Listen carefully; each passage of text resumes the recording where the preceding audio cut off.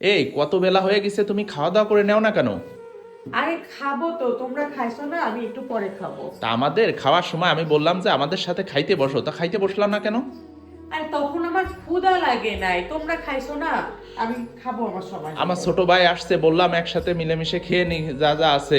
তা আরে তুমি ও তো না বলেই হুট করে আসছে, তাই ভাবলাম তোমরা দুই ভাই একসাথে খাও, তোমাদের খাওয়া শেষ হলে আমি খেয়ে দেবো। হ্যাঁ, তা তোমার এই কত টাইম হয়ে গেছে, তা এখনো খাওয়ার টাইম হয়নি তোমার না?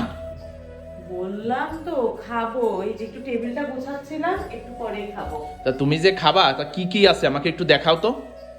কি কি আছে? সবই তো আছে, তোমরা যা দিয়ে খাইছো আমিও তো তাই দিয়ে খাবো, আমার জন্য তার স্পেশাল কিছু না। না, হঠাৎ করে আমার ছোট ভাইটা আসছে তো এই জন্য তো ভাবলাম যে হয়েছে? কি কি তোমার আছে। ছোট ভাই আসছে কি? আমার ছোট ভাই আসলে কি আমি রাত খাওয়াই পাঠাইতাম? সেখানে তোমার ছোট ভাই আসছে তো খাইছে, তো কি হইছে? না, খাইছে ঠিক আছে, কিন্তু কথা হচ্ছে তুমি যেভাবে গোশত তারপর ভাত তুমি বেশি বেশি করে দিছো, আর কিছু আছে অবশিষ্ট?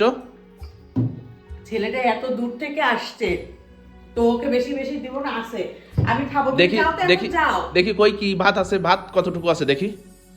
আরে এই যে আছে তো, এই দেখো যথেষ্ট আছে ভাত। এই আছে?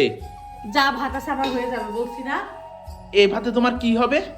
এইটাই হবে, আমি এর বেশি ভাত খাই না। আর তুমি ভাত কি দিয়ে খাবা? এই দেখি কি কি তরকারি আছে। তরকারি আছে, মাংস আছে, বলছি না? কই যে ঝাঁপি উঁচু করো, আমি দেখতে চাই কি কি আছে, আমি দেখতে চাচ্ছি। দেখার কি আছে, আমি এখন খাইতে বসবো। আমি দেখতে চাইছি কিন্তু। হ্যাঁ, খাইতে বসবা, তা ঝাঁপি উঁচু করো, কি দেখি এই কি যে দিয়ে খাবা। বলছি না, মাংস বাহ, আছে। 2 টুকরো মাংস আছে, ঝোল নেই, কিচ্ছু নেই, তা খাবা কি দিয়ে তুমি? আরে শোনো, তোমার ভাই যে আসবে সেটা কি জানতাম? ও ছোট মানুষ আসছে, আমরা তো আমাদের দুইজনের মতনই রান্না করছি, এখন ও হঠাৎ করে চলে আসছে না। আসলে এই 2 টুকরা মাংস দিয়ে ওই ভাতগুলো আমার খাওয়া শোনো, যাবে। আমাকে এগুলা বললো না। ওই ভাত, ওই 2 টুকরো গোশ দিয়ে তুমি কিভাবে খাবা? ঝোল টোল নাই, কিচ্ছু নাই, অন্য কোনো আচ্ছা, তরকারিও আমার নাই। যদি এতে নাও হয়, আমার খাওয়ার ব্যবস্থা আছে, তুমি এখন এত চিন্তা শোনো, করো না। দরকার হয় আমি বাইরের থেকে কিছু অর্ডার করে এনে দিই তোমাকে। আরে বাবা, তুমি বাইরে থেকে অর্ডার করার কথা বলছো? এই দেখো কলা আছে, পাউরুটি আছে, আমার এইগুলো দিয়ে হয়ে যাবে। তারপর ভাত তো আছে, কিছু না হলে আমি একটা ডিম ভেজে দেবো। তুমি আর এত কথা হচ্ছে এখন হচ্ছে ভাত খাওয়ার টাইম, এখন তুমি কলা পাউরুটি খাবা, এটা কোনো কথা? ভাই আসছে ঠিক আছে, খাওয়া দাওয়া হয়ে গেছে, খাবার নেই, আমি বাইরে থেকে তোমাকে কিছু এনে দিই, তুমি সেটা দিয়ে খেয়ে নাও।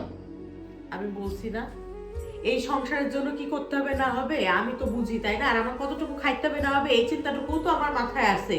মানে আমি একটা জিনিস আমার মাথায় আসে না, যে আমার ভাই আসছে, তা তুমি যেভাবে তাকে মানে বেশি বেশি করে দিয়ে খাওয়াইলা, মনে হচ্ছিল তোমার নিজের ভাই আসছে।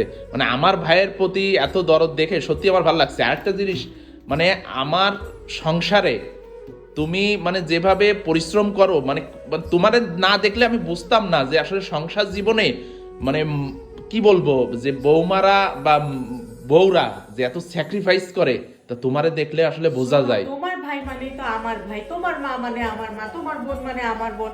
আর এইগুলো যদি আমি আমার নিজের মনে না করি, তাহলে তো আমার সংসারে কোনোদিনই শান্তি আসবে না। তো নিজের সংসারের শান্তি নিজেরই বজায় রাখতে হয়।